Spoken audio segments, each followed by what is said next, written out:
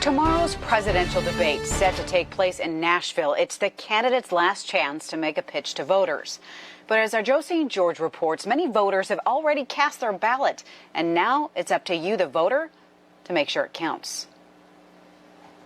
4 years ago, heading into the final debate, around 5 million or so Americans had already voted. This year, north of 30 million voters have already cast their vote. In fact, by the end of today, over 40 million will have likely cast their ballot. President Donald Trump and Senator Kamala Harris in North Carolina today, where if projections hold, 80% of voters there will have voted before Election Day. In Florida, 3.6 million voters have already cast their ballot. Around 9.5 million voted in 2016. It's a similar situation in other battleground states like Ohio and Michigan.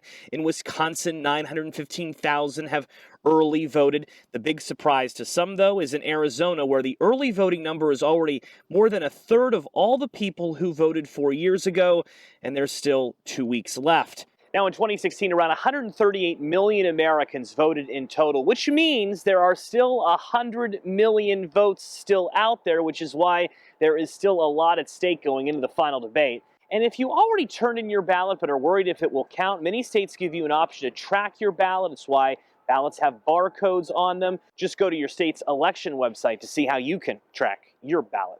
In Washington, I'm Joe St. George.